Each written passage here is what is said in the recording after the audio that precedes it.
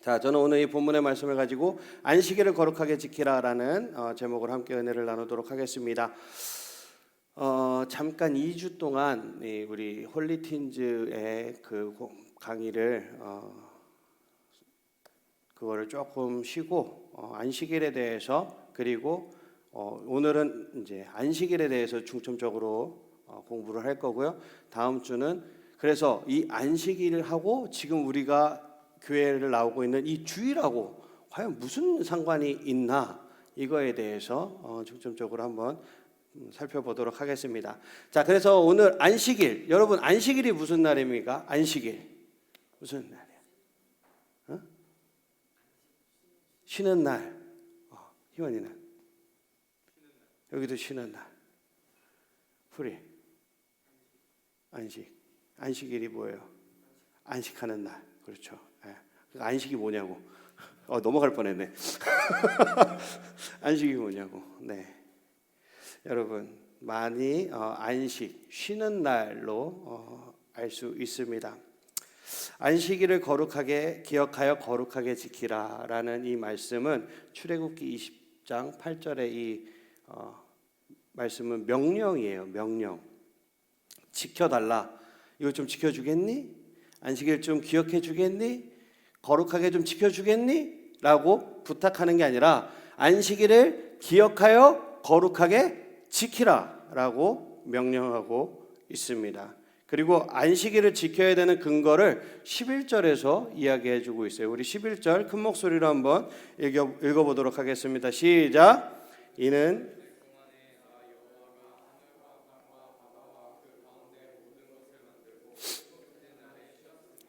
그러므로 나 여호와가 안식일을 복되게 하여 그날을 거룩하게 하였느니라. 아멘. 여기 지금 뭐가 소개가 되고 있죠? 천지창조의 메시지가 소개가 되고 있습니다. 안식일을 지켜야 하는 이유로 천지창조에 대해서 언급하고 있어요. 하나님께서 6일 동안 세상과 사람을 만드시고 일곱째 날을 구별해서 안식하셨습니다. 그리고 그날을 복되게 하시고 거룩하게 하셨어요. 하나님께서 일곱째 날에 쉬셨으니까 너희도 쉬라는 이야기입니다. 그럼 도대체 하나님께서 쉬셨다라는 이 쉼에 대한 개념이 무엇일까요? 무슨 의미를 가지고 있을까요? 일곱째 날에 하나님이 쉬셨다면 그 다음 날은 하나님이 무엇을 하셨을까요? 또다시 일을 하러 나가셨을까요? 아니라는 거죠. 여기서 말하는 쉬었다라는 개념은 휴식의 개념이 아니에요. 물론 안식일이라는 이 전체적인 주제 속에는 쉼이라는 것이 포함이 되어 있습니다. 그런데 이 하나님께서 이야기하시는 일곱째 날에 하나님이 쉬셨다라는 것에는 조금 더 적극적인 의미가 내포되어 있어요. 그러니까 6일 동안의 천지창조가 더 이상 인간이 손댈 필요 없이 어떻게 완전하고 완벽하고 완성되었다라는 의미입니다.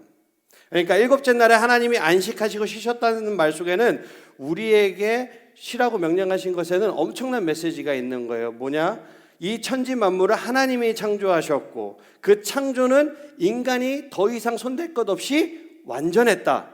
그리고 하나님께서 세상 만물을 주장하시고 경영하시고 섭리하신다라는 이 신앙 고백이 이 안에, 안식일 안에 들어 있는 것입니다.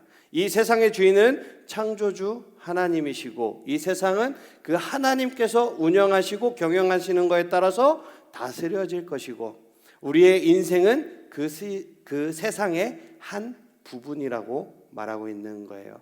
이 선언이 바로 안식일에 담겨져 있는 것입니다. 이것은 그리스도인으로서 살아가는 원리와 질서를 설명해 주고 있는 거예요. 만물의 주인이 누구라고요? 하나님이시고 우리는 그 하나님에게서 피조된 피조물이라는 이 기본 질서를 가지고 살아가는 거예요. 그런데 첫 사람 아담이 하나님과 같아지려는 이 사탄의 유혹에 넘어가서 죄가 세상에 들어오게 되었습니다. 죄가 들어오면서 완전하게 창조된, 완벽하게 더 이상 손댈 것 없었던 이 창조 세상이 어떻게 됐죠? 망가지기 시작을 했습니다. 인간의 타락이 완전하게 창조된 이 천지 만물을 타락시키는 결과를 가져오게 된 거예요. 타락한 인간의 심성으로 다스려지는 이 세상 역시 망가지기 시작하는 것입니다. 무한 증식, 무한 생산으로 인해 오늘날 환경 문제는 인간의 이 탐욕이 만든 결과물이죠. 죄가 세상에 들어와서 창조 세계가 병이 든 증상들입니다. 하나님과의 관계가 끊어짐으로써 모든 질서가 무너졌어요. 살인, 간음, 음란, 토색 여러 가지 죄들이 썩은 냄새를 풍기면서 이 땅에 만연하게 되었습니다. 우리가 잘 알고 있는 이 하나님의 말씀, 이 성경을 딱 네 단어로 요약을 할 수 있어요. 아는 친구 혹시 있습니까? 이 성경책을 네 단어로 요약할 수 있어요. 창조, 타락, 구속, 그 다음에 뭐죠? 회복. 요 네 단어로 성경의 이야기를 다 말할 수 있습니다. 천지창조를 통해서 말씀하시던 이 안식이 인간의 타락으로 인해서, 그래서 이제 신명기에 가서 또 한 번 이 안식일에 대해서 나와요. 그래서 이 신명기에서는 어떻게 됐죠? 인간의 타락으로 인해서 천지창조가 망가졌습니다. 그러면서 신명기에 가서 구속의 역사로 다시 한번 이 안식일을 꺼내들고 있어요. 우리 신명기 5장 12절에서 15절을 한 번 더 읽어보도록 하겠습니다. 시작. 내 하나님 여호와가 내게 명령한 대로 안식일을 지켜 거룩하게 하라. 엿새 동안은 힘써 내 모든 일을 행할 것이나 일곱째 날은 내 하나님 여호와의 안식일인즉 너나 내 아들이나 내 딸이나 내 남종이나 내 여종이나 내 소나 내 낙이나 내 모든 가축이나 내 문 안에 유하는 객이라도 아무 일도 하지 못하게 하고 내 남종이나 여종에게 너같이 안식하게 할지니라. 너는 기억하라. 내가 애굽 땅에서 종이 되었더니 내 하나님 여호와가 강한 손과 편팔로 거기서 너를 인도하여 내었나니 그러므로 내 하나님 여호와가 내게 명령하여 안식일을 지키라 하느니라. 아멘. 지금 천지창조 대신에 지금 구속의 역사가 자리 잡고 있습니다. 안식일을 지켜야 하는 이유로 애굽에서 종이 되었던 너희를 나 여호와가 인도해냈다라는 사실을 언급해주고 있어요. 그런데 애굽에서 종살이는 죄에 묶인 우리 인간의 모습을 나타내 주는 것입니다. 히브리인들이 애굽으로 들어갈 때는 종으로 들어가지 않았어요. 히브리인들이 왜 애굽으로 들어가게 되었죠? 그 당시 온 세상에 기근이 내렸습니다. 기근으로 먹을 것이 부족했는데 애굽에는 먹을 게 있었어요. 그 당시 애굽의 총리가 누구였죠? 바로 요셉이었죠. 요셉의 그늘 밑으로 야곱과 그 야곱의 온 가족들이 들어가게 된 것입니다. 그래서 이렇게 잘 있었는데 어떻게 됐죠? 요셉을 알지 못하는 왕이 일어나게 되었죠. 여기서 요셉을 알지 못하는 왕이 일어났다라는 것은 요셉을 모르는 왕이 아니라 요셉이 그동안 펼쳐놨던 정책이 있을 거 아니에요. 총리니까 그 정책에 대해서 반대하는 왕이 일어났다라는 거예요. 네. 그리고 그때부터 히브리인들이 무엇으로 전략했죠? 노예로 전략하고 말았습니다. 그러면서 강도 높은 노동을 하기 시작했죠. 이 고대 시대에는 일반인과 노예에게는 안식이나 쉼이라는 개념이 아예 없었어요. 쉴 수 있는 존재는 오직 신밖에 없었습니다. 하나님께서 그 시대적 배경 속에서 히브리 노예들을 안식으로 초대하고 이것을 법제하는 것은 하나님의 안식으로 우리를 초대하는 거예요. 그 당시 노예 40명이 하루에 생산해야 하는 벽돌 수가 약 8만 장이었습니다. 노예 40명이 하루에 8만 장의 벽돌을 만들어야 했어요. 어마어마한 숫자입니다. 그런데 벽돌은 짚을 섞어서 만들어야 돼요. 여러분 지푸라기 알아요? 지푸라기를 섞어서 그 당시에 벽돌을 만들었어요. 출애굽기에 보면 처음에는 짚을 그냥 주었습니다.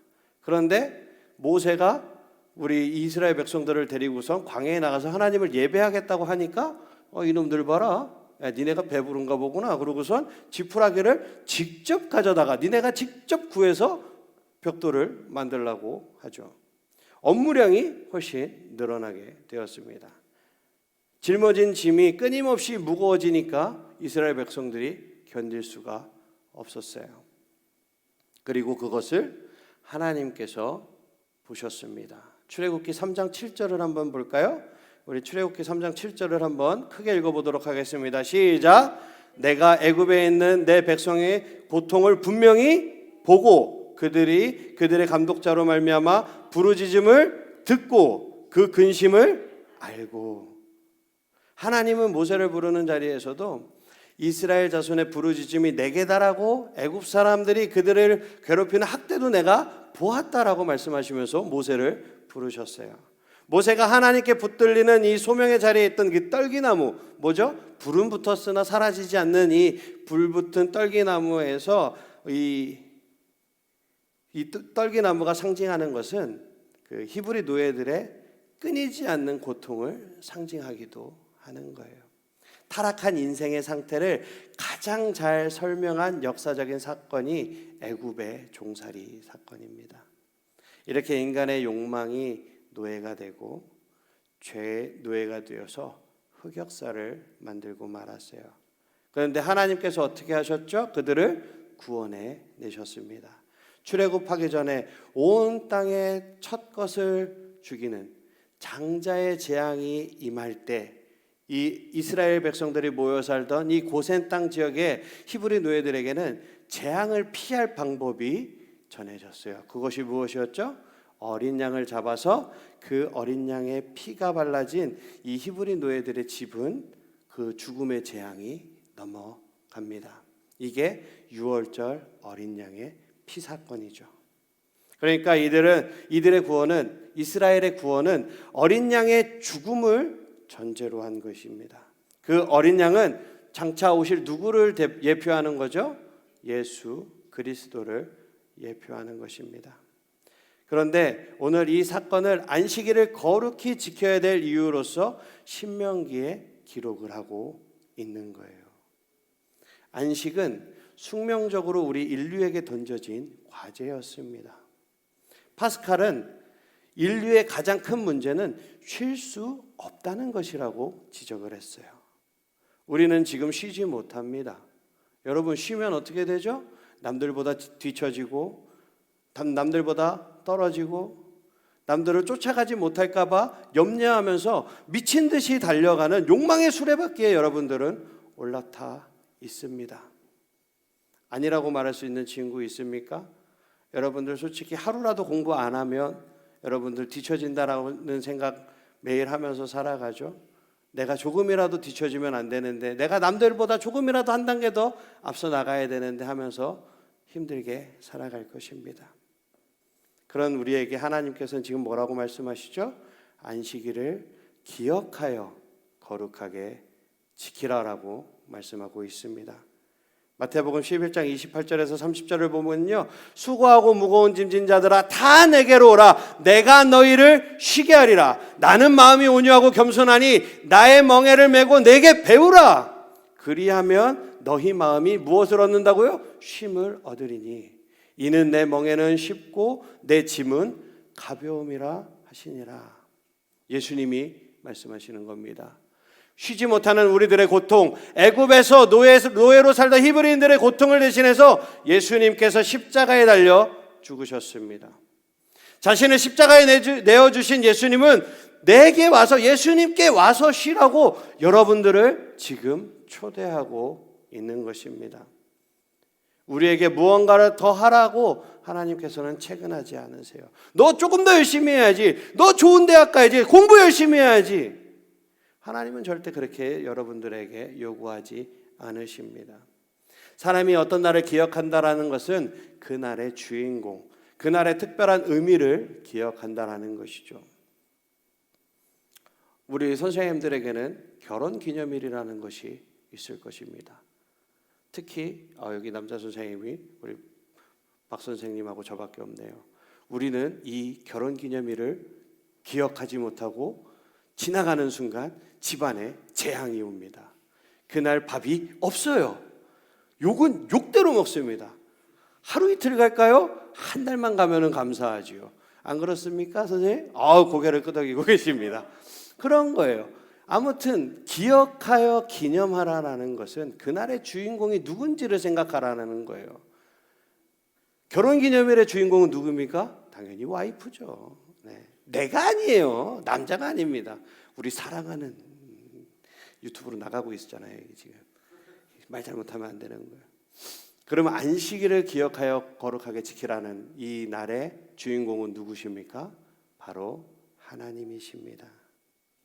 그러니까 안식일을 기억하여 지키라라는 명령은 너희가 6일 동안은 세상의 골몰에서 살더라도 한 주가 시작되는 첫날인 이날만큼은 나를 조금 기억해다오, 나를 좀 바라봐다오 라고 하는 하나님의 초대입니다.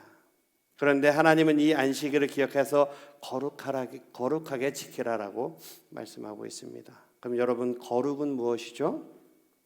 보통 윤리적으로나 도덕적으로 깨끗함을 생각하기 쉽지만 성경에서 이야기하는 거룩은 조금 다르죠.